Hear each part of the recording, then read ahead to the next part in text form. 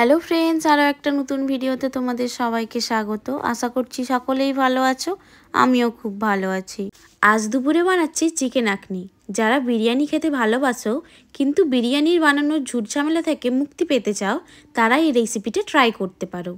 তো চলো রেসিপিটা দেখা যাক। প্রথমে কড়াইতে তেল গরম করে শুকনো লঙ্কা, তেজপাতা আর গোটা গরম মশলা দিয়ে ভালোভাবে একটু ভেজে নেব।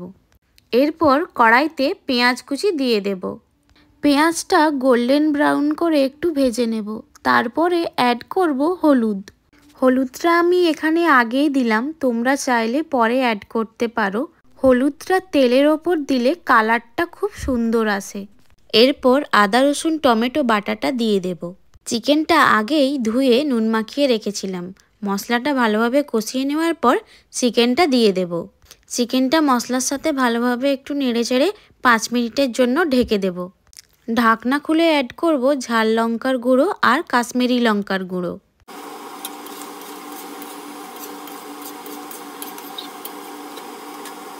চিকেনটা কষতে কষতে যখন তেল ছেড়ে দেবে তখন চালটা দিয়ে দেব।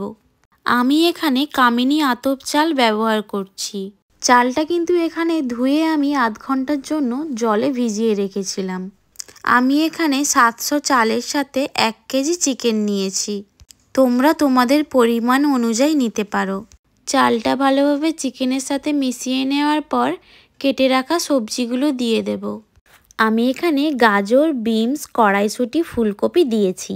তোমরা তোমাদের পছন্দ অনুযায়ী সবজি এখানে অ্যাড করতে পারো। এরপর স্বাদমতো লবণ, চিনি দিয়ে দেব। আমরা যেহেতু চিনি খাই না, তার জন্য আমি এখানে তাল মিছরি গুঁড়ো করে দিয়েছি। এরপর সবটা ভালোভাবে মিশিয়ে নেওয়ার পর উষ্ণ গরম জল দিয়ে দেব। জলটা মাথায় রাখতে হবে, যতটা চাল তার দ্বিগুণ জল দেব। এরপর 1 চামচ গোলাপ জল, 1 চামচ কেওড়া জল আর অল্প কাজু কিশমিশ দিয়ে ভালোভাবে সবটা মিশিয়ে নিয়ে ঢাকনা দিয়ে দেব 10 মিনিটের জন্য। 10 মিনিট পর ঢাকনা খুলে একটু ভালোভাবে নেড়েচেড়ে নেব, যাতে কড়াইতে লেগে না যায়। এরপর ওপর থেকে 1 চামচ ঘি ছড়িয়ে দেব। এরপর আরও 5 মিনিটের জন্য লো ফ্লেমে ঢাকনা দিয়ে রেখে দেব। তো চলো, রান্না আমাদের কমপ্লিট। এবার প্লেটিং করা যাক।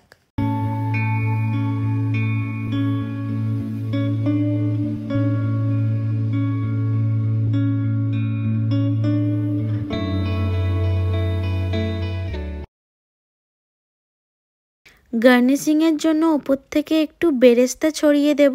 সাথে একটু গ্রিন স্যালাড না হলে কি করে হয়। তো চলো, টাটা, বাই বাই।